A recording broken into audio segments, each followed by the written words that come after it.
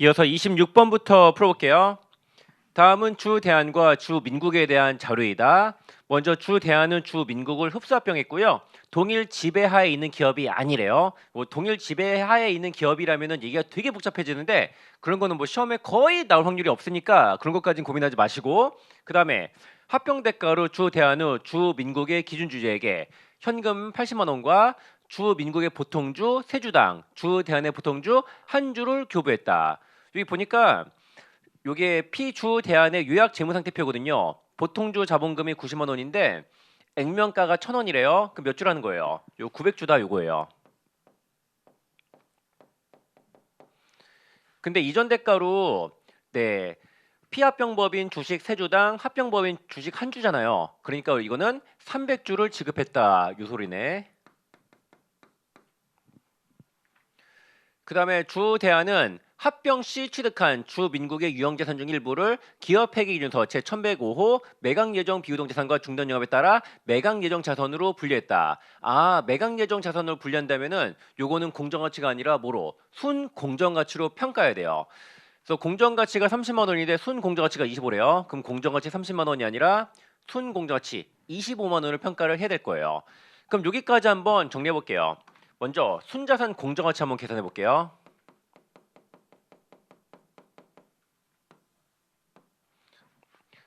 첫째, 유동자산은 80만 원 해주시면 되고, 그 다음에 유형자산이 총 230만 원인데 이렇게 나눠볼게요. 200만 원과 30만 원. 30만 원은 그 매각여종으로 분류된 녀석의 공정가치. 근데 얘는 이게 아니라 순공정가치 25만 원을 평가해야 되는 거잖아요. 이렇게 좀 바꿔주시고, 그 다음에 또 뭐가 있냐면은 무형자산 70만 원에, 그 다음에 부채가 60만 원 공정가치가 있네.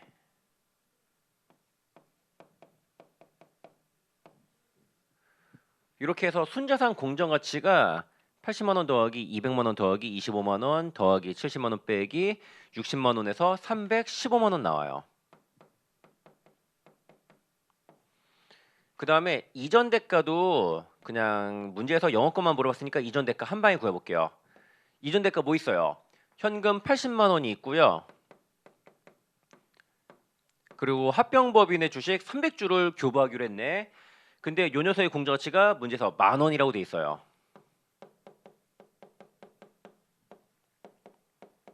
이전 대가는 이렇게 해서 380만 원이에요. 끝났네. 이전 대가가 순자산 공정가치보다 65만 원 더 크니까 영어권 65만 원이다. 이렇게 해서 정답은 4번하고 끝내면 되는 거였다. 그 다음 문제 27번. 기업회계 기준서 제1103호 사업결합에 대한 다음 설명 중 옳지 않은 것은 5번이 틀렸네요. 과거 사건에서 생긴 현재 의무이고 그 공정가치를 신뢰성 있게 측정할 수 있으나 해당 의무를 이행하기 위하여 경제적 효익이 있는 자원이 유출 가능성이 높지 않다면 당연히 얘는 우발부채니까 합병 전에 인식하는 거 아니에요. 근데 합병할 때는 이거 재무상태표는 부채로 잡아야 안 잡아요? 잡아요. 경제적 효익이 유출 가능성이 높진 않지만 그 공정가치를 이거 틀렸다고 해야지, 신뢰성 있게 측정할 수 있는 거잖아요. 그럼 얘는 부채를 공정가치로 잡아주시면 된다. 합병 전에는 인식하는 거 아니지만 합병할 때는 인식을 하는 항목 중에 하나다. 그 다음에 28번 볼게요. 주대한은 엑슬연초 주민국의 의결권 있는 보통주 25%를 5만 원에 취득하고 유의적인 영향력을 행사하게 되었다. 그래서 지분법에 따라 회계 처리한 경우 엑슬연말 관계기업 주식 잔액이 얼마인가 물어봤네. 일단은 혹시라도 염가매수 차익이 나올 수도 있는 거니까 그거 먼저 확인해 볼게요. 우리 회사는 관계기업 주식을 5만 원에 취득했고,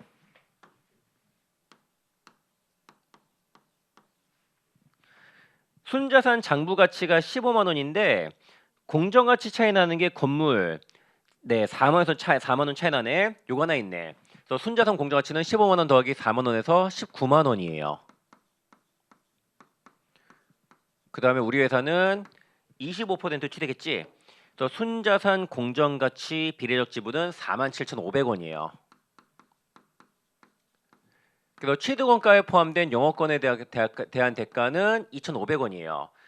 뭐 이런 거 물어보는 경우도 있는데 이번 문제 안 물어봤네.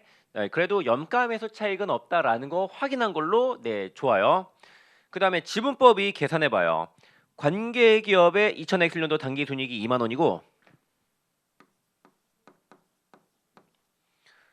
조정할게 건물은 4만 원 차이 나는데 20년에 잔존가치 없이 정액법이에요. 나누기 20 하니까 1년에 감가상각 2,000원씩 조정해주면 되겠네.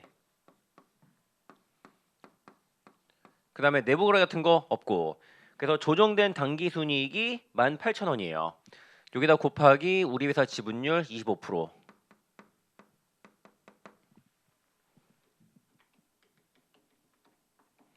하니까 4,500원 나오네요.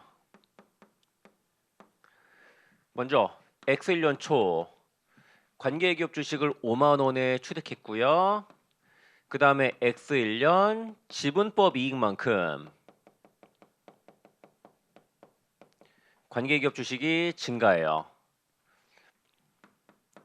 그 다음에 기타 포괄 손익이 있거든요. 얼마예요? 기타 포괄 손실이에요. 8,000원.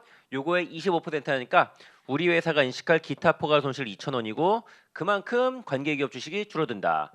그 다음에 관계기업의 배당도 있잖아요. 관계기업 배당이 10,000원인데 이 중 25%인 2,500원 우리가 받고 요만큼 관계기업 주식을 까야 돼요. 이렇게 해서 X년 말 관계기업 주식의 장부 가치는 5만 원이다. 이렇게 나오네. 정답은 그래서 1번이었어요. 그 다음에 29번. 굉장히 지엽적인 것에서 나왔네. 공동약정에 대한 다음 설명 중 옳지 않은 것은 3번. 약정의 모든 당사자들이 약정의 공동 지배력을 보유하지 않는다면 그 약정은 공동 약정이 될 수 없다는 아니에요. 보통은 네, 공동 지배력을 보유해야지 네, 공동 약정이 되는 건데 모든 당사자들이 약정의 공동 지배력을 보유하지 않다 하더라도 공동 약정이 될 수도 있는 거예요. 네, 3번. 그 다음에 문제 30번 볼게요. 기업 회계 기준서 제1110호 연결 재무제표에 대한 다음 설명 중 옳은 것은 여기서는 옳은 거 물어봤고 5번이 맞고요. 나머지가 다 틀렸는데 틀린 거 어디가 틀렸는지 한번 체크해 볼게요. 1번 투자자가 피투자자에 대한 힘이 있거나 피투자자의 관여함에 따라 변동이익에 노출되거나 피투자자에 대한 자신의 힘을 사용한 능력이 있을 때 피투자자를 지배한다. 어디가 틀렸나요? 힘이 있거나가 아니라 있고라고 해야 돼요. 요거나 요거 둘 중에 하나가 아니라 둘 다 필요한 거거든요. 그래서 있고 요 정도 수정해 주시면 되는 거고요. 그 다음에 2번 봐요.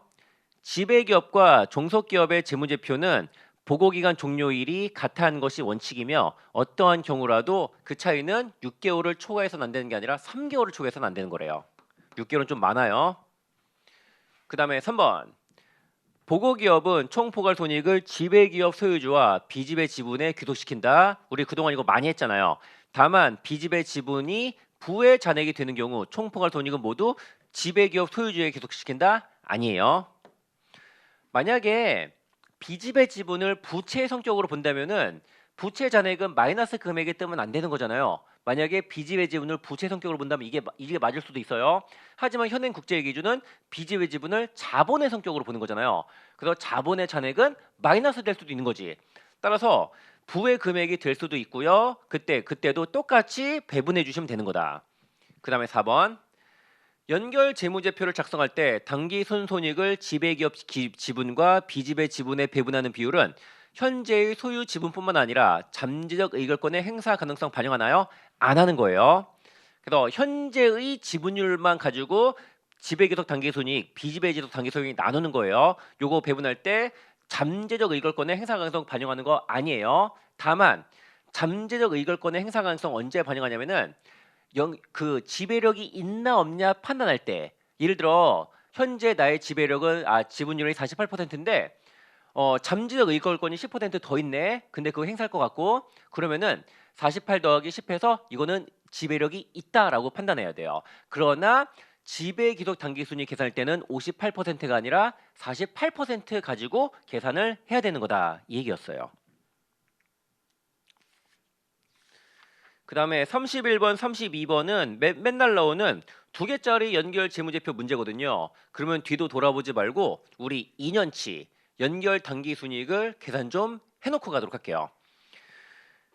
먼저 2000X1년, X2년 각각 지배 종속의 당기순이익이 X1년이 5만 원, 3만 원.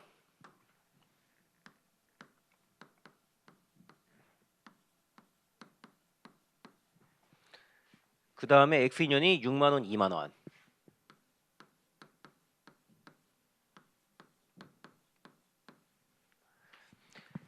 그 다음 볼게요. 주 대안은 X년 초 주 민국의 의결권위는 보통주 80%를 20만 원에 취득하고 지배력을 획득했다. 아, 혹시 염가매수 차익이 나올 수도 있는 거니까 요거 한번 계산해 볼게요. 요 종속기업 주식의 취득 20만 원에 했고요.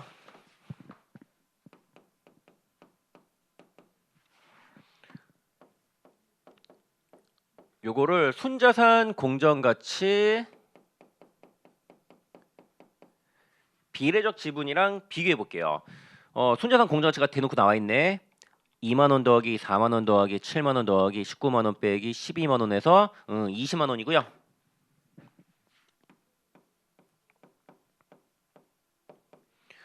우리 회사 지분율이 80%. 그래서 순자산 공정가치 비례적 지분은 16만 원이고 그보다 4만 원 더 비싸게 샀으니까 영업권으로 인식할 금액 4만 원.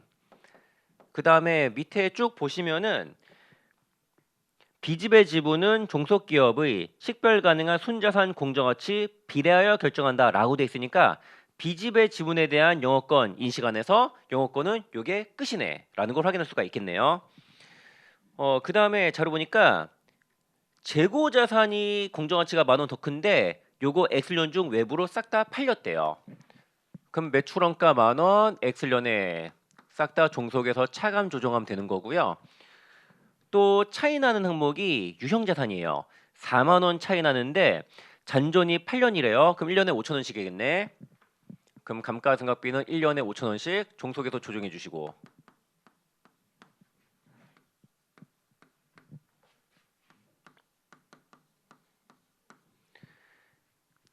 그리고 요거 말고는 공정가치, 장부가치 차이 나는 거 없고요. 내부 거래가 한 건 있네. X년 중 주 대안은 주 민국에게 장부금액 2만 원짜리를 3만 원에 팔았대요. 내부 거래를 통한 매출 총이익은 10,000원인데 50%못 팔았네. 그럼 내부 거래 미실현이익이 얼마? 10,000원에 50% 5,000원이요. 요거는 지배가 종속에 판 하향 내부 거래니까 요거는 지배에서 해야겠네.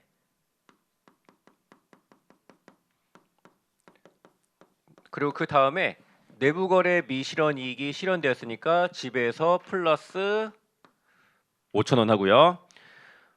그리고 추가로 주 대안은 2만 원 현금 배당했대요. 근데 지배기업이 배당한 거는 연결 조정 분기할 거 없고 종속기업이 한 게 10,000원이 있네. 근데 우리 회사 지배기업은 8,000원 받으면서 배당 수익 잡았을 거잖아요. 이거 내부 거래로 인한 배당 수익이에요. 배당 수익 8,000원을 제거해야겠네.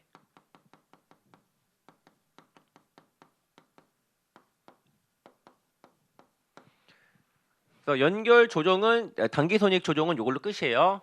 그래서 엑셀런 지배는 45,000원으로 조정되고 그 다음에 종속기업은 15,000원으로 조정되고 그래서 2000X1년 지배계속 단기순이익은 45,000원 더하기 15,000원의 80%예요.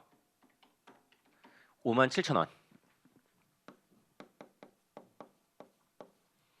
그 다음에 비지배계속은 15,000원의 20% 3,000원이요.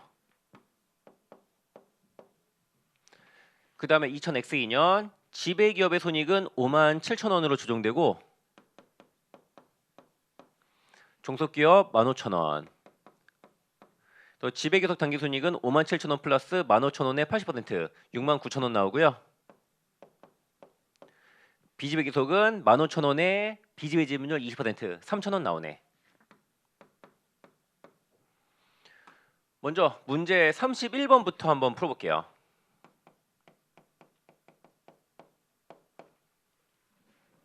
여기서는 X1년도 연결 재무상태표에 표시되는 비지배 지분이 얼마인가 물어봤네.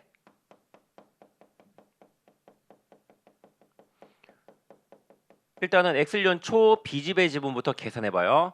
비지배 지분은 공정가치로 측정하는 것이 아니라 순자산 공정가치 비례적 지분으로 측정하는 거예요. 종속기업의 순자산 공정가치 20만 원에 여기다가 비지배 지분의 비례적 지분 하니까 4만 원. 최초 인식하는 비지배 지분은 4만 원이에요. 여기다가 플러스 X년에 비지배 계속 단기 순이익만큼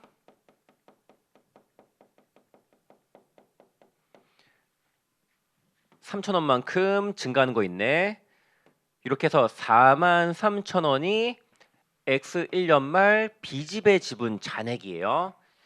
근데 여기서 끝내기 아쉬우니까 문제에서 물어본 건 아닌데 X2년 말과 이 X2년 말 것도 물어볼 수 있는 거잖아요. 우리 X2년 말 비지배 지분까지 한번 계산해 볼게요. 여기다가 플러스 X2년 비지배 계속 단기 순이익 3,000원 또 더하고 그 다음에 X2년에 비지배 지분에 대해서 배당 준 거 있잖아요. 얼마? 전체 배당금이 10,000원인데 이 중에서 20%인 2,000원이 비지배한테 갔겠네. 요만큼을 비지배 지분 까야 되지. 이렇게 해서 만약에 X2년 말 비지배 지분 잔액 물어봤으면은 44,000원 답하면 되겠다. 근데 이거 물어보지 않고 요거 물어봤다. 그 다음에 문제 32번에서는 2000X년도 지배 계속 단기 순이익 요거 물어봤네. 끝. 네, 그 다음에 이어서 문제 33번이요. 주 대안은 2000X1년 1월 1일 설립되었고 주 대안의 표시 통화는 원화인데 기능 통화는 미국 달러화래요. 일단 달러화로 재무제표 다 만들어 놓은 다음에 원화로 환산하는 작업을 하겠네요. 그래서 X1년 요약 재무 정보는 요래요. 근데 무슨 일이 있었냐? 주 대안은 X년 중 유럽 회사에 수출하고 대금을 X년에 그 다음에 유로화로 받기로 했는데 수출 대금은 300유로고요. 일단 수출 시 이를 미국 달러로 환산하여 장부에 기록하고 X년 말에 환산하지 않았다. 아이고 요게 반영이 안 돼 있네. 그리고 수출 시 환율은 1.2였기 때문에 수출 관련 매출 채권이 자산에 360달러로 기록되어 있다. 이 얘기예요. 먼저 X년 중 그래서 300유로에 수출했는데 환율이 1.1이래요. 그럼 이거 달러로 환산하면 360달러가 되겠네. 매출 채권 원화가 아니라 달러 360달러 매출 360달러. 요거는 이미 요 시간표에 반영이 돼 있는 거예요. 근데 X년 말에 이거 매출 채권 외화 환산 해야 되는데 이걸 안 했다라는 거예요. 어떻게 되냐면은 보니까 유로화와 달러화의 X년 말 환율이 1.1이네. 그러면 매출 채권 얼마예요? 330달러 되는 거잖아요. 그럼 매출 채권을 30달러 줄여주시고 30달러만큼 외화 환산 손실해야 돼요. 얘는 이미 반영이 됐는데 얘가 아직 반영을 안 했다라는 거거든요. 얘까지 시간표에 추가로 반영을 하자면은 자산 얼마? 6,970달러가 되는 거고 그 다음에 비용이 3,000이 아니라 3,030 되는 거고 이렇게 시간표가 바뀌게 될 거예요. 이렇게 한 다음에 외화 환산하면 되는 거예요. 먼저 순자산 얼마예요? 자산 6,970에 부채 4,500배니까 2,470달러예요.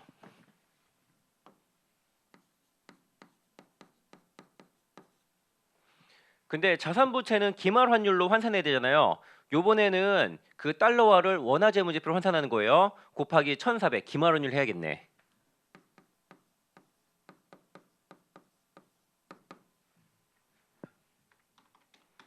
요게 3458000.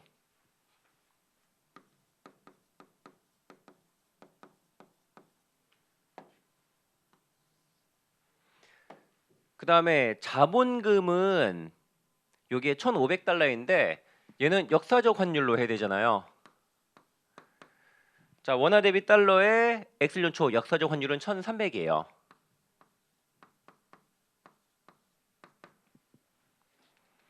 (1,500) 곱하기 1,300 하니까 195만 원. 이렇게. 그 다음에 이익 잉여금이 얼마? 우리 수익 4,000에 비용이 3,030이었지. 그 외환산사지까지 포함해서 970이에요.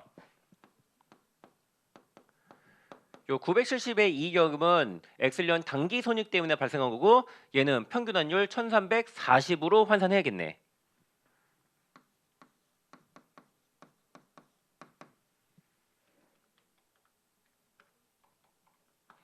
네, 1299800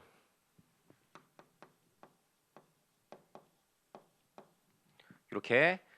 근데 이렇게 하니까 이거 대차가 맞아요, 안 맞아요? 안 맞거든요. 그럼 나머지가 뭐다? 해외 환산, 해외 사업 환산 손익이 되는 것이에요. 그래서 숫자 안 맞는 금액 찾아보니까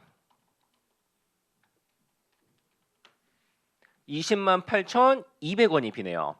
요만큼 기타 포괄 손익 누계액으로 채워주시면 돼요. 네, 문제에서는 2000X1년 총 포괄 이익이 얼마인가 물어봤거든요. 얼마예요? 저 이익여금은 다 올해 단기 손익 때문에 생긴 거지? 1299800. 그리고 기본후 잔액이 208,200원인데 첫 해잖아요. 요게 다 올해 기타 포괄 손익으로 발생한 거다라고 보면 되는 거예요. 이렇게 해가지고 네, 150만 8천원 정답은 5번 해주시면 되겠네요.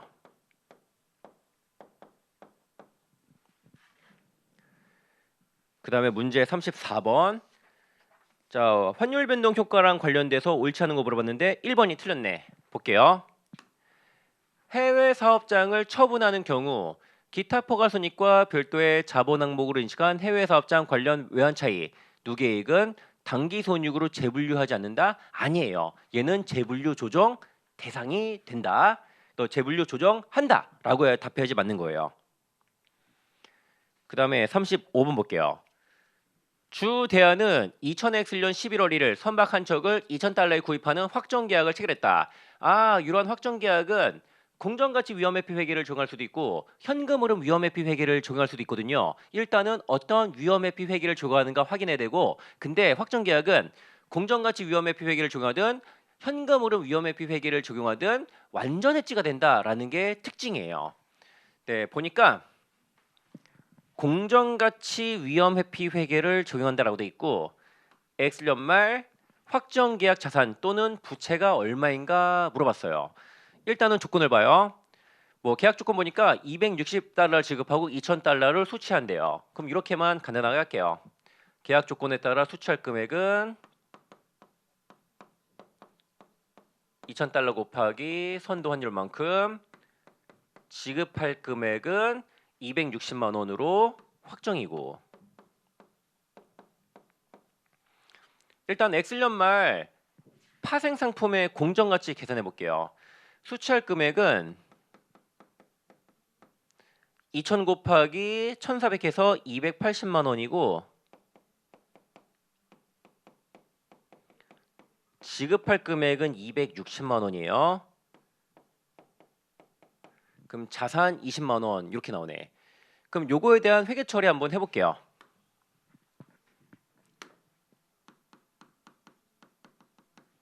먼저 왼쪽은 확정 계약에 대한 회계 처리를 보여드리고 오른쪽은 통화 선도에 대한 회계 처리를 보여드리고 이렇게 할게요.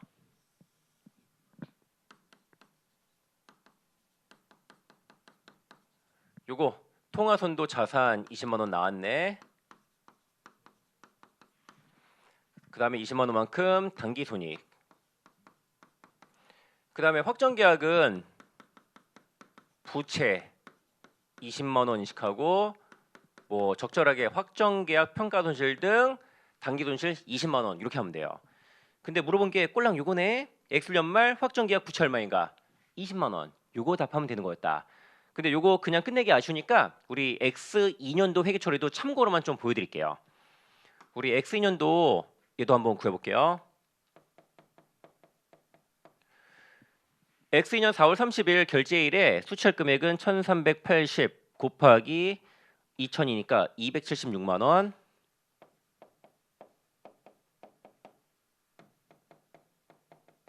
지급할 금액은 260만 원.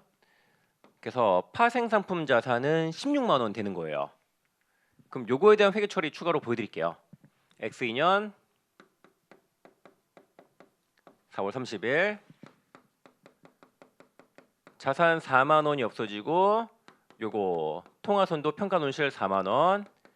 그다음에 통화선도 자산 16만 원 없어지고 이거 현금 결제받고 마무리.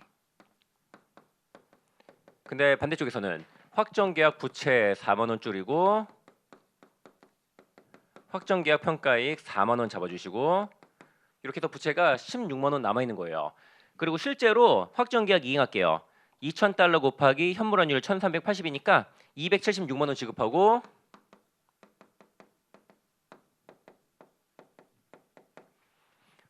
네, 선박이지 유형자산이라고 할게요.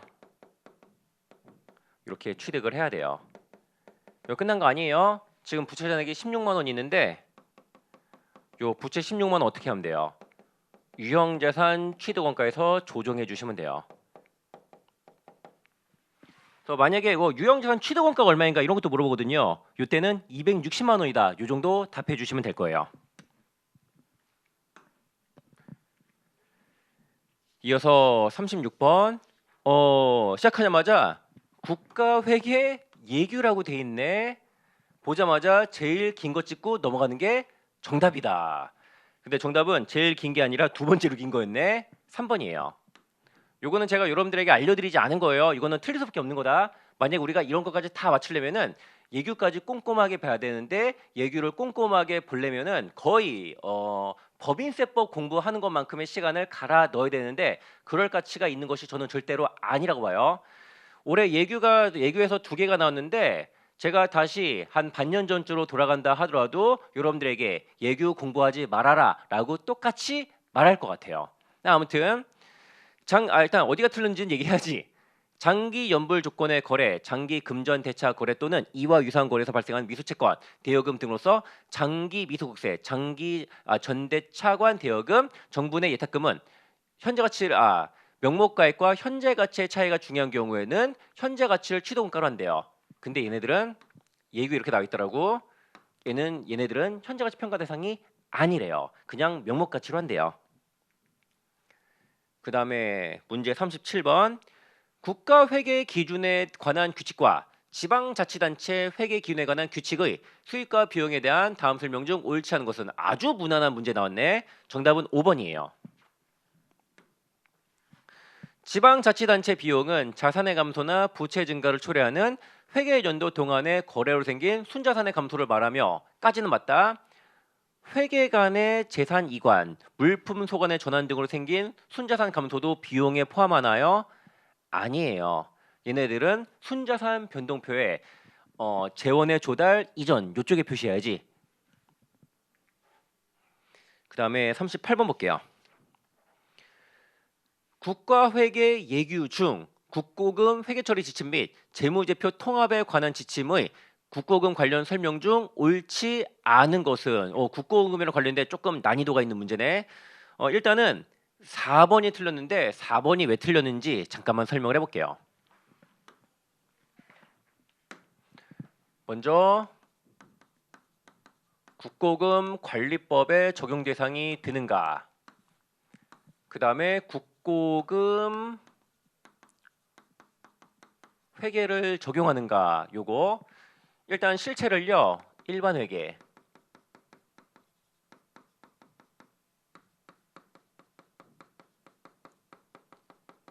기타 특별회계, 기업 특별회계,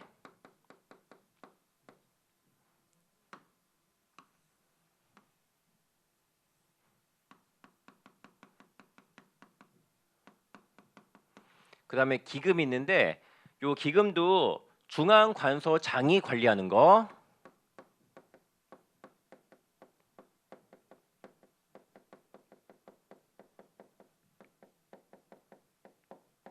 그 다음에 기금인데 중앙관서장이 직접 관리하지 않는 거 이렇게 나눠요. 먼저 국고금 관리법은요. 이렇게 적용이 되고요. 그 다음에 국고금 회계는 일반 회계와 기타 특별 회계 여기까지만 적용이 돼요. 또 이렇게 정리하면 돼. 중앙관서장이 관리하지 않는 기금은요. 국고금 관리법도 적용 대상이 아니고 국고금 회계도 안 해요.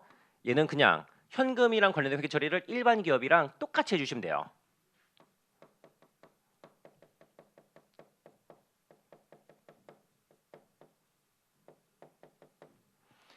그다음에 기업특별회계와 중앙관서의 장이 관리하는 기금은요. 얘네들은 국고금 회계는 적용하지 않지만 국고금 관리법은 적용되거든요. 어떻게 해야 돼요? 현금 대신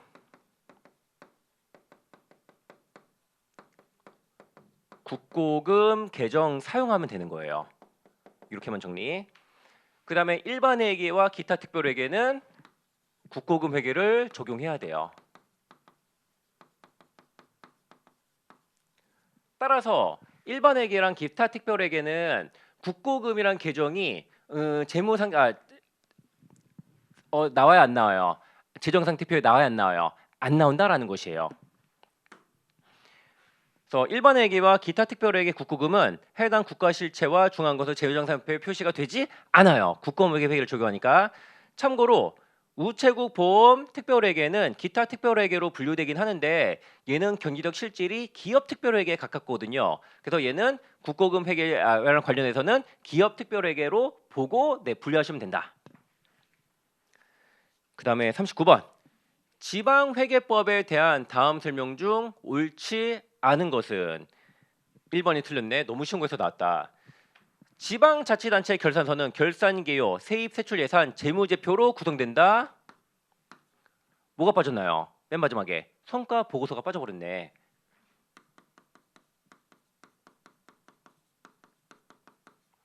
이 정도. 그 다음에 문제 40번 볼게요. 다음은 일반 회계만으로 구성된 중앙관서 A 부처의 X년도 회계자료이다. 요것 말고의 자료는 더 없대요. 그래서 X년도 중앙관서 A 부처의 순자산 변동표 중 기말 순자산 얼마인가 순자산 변동표를 작성하는 문제네. 한번 해볼게요. 먼저 기초에는 기본 순자산 8,000원, 적립금과 잉여금 28,000원, 순자산 조정 4,000원이에요.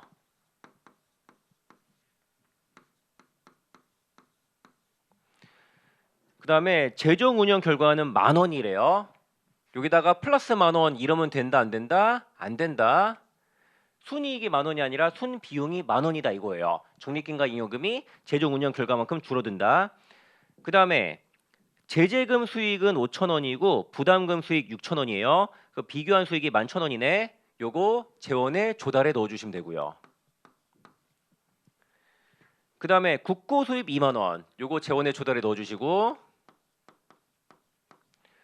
그 다음에 국고 이전 지출 5,000원. 재원에 이전에 해당하고요. 그 다음에 투자 목적 장기 투자증권을 4,000원에 취득했는데 요건 투자 목적이니까 만약에 투자 목적이 아니라면 공정가치 평가 안 하는데 투자 목적이니까 공정가치 평가 해야 되잖아요. 3,000원만큼 이익 났네. 얘는 적립금 및 잉여금이 아니라 순자산 조정이거든요. 이렇게 되겠네. 그래서 기말 순자산 보니까 기본 순자산 8,000원에 적립금 및 잉여금이 28,000원 빼기 10,000원 더하기 11,000원 더하기 2만원 빼기 5,000원에서 44,000원이고 순자산 조정은 7,000원이고 또 요거 물어보네. 기말 순자산 합계는 8,000 더하기 44,000 더하기 7,000에서 59,000원 나오네요. 이렇게 해서 정답은 2번이었어요. 네, 여기까지 해가지고 24년 회계사 1차 기출해설 마치도록 하고요. 조금만 쉬신 다음에 2차 달리셔야 되죠. 우리 2차 반에서 다시 한번 인사드리도록 할게요. 감사합니다.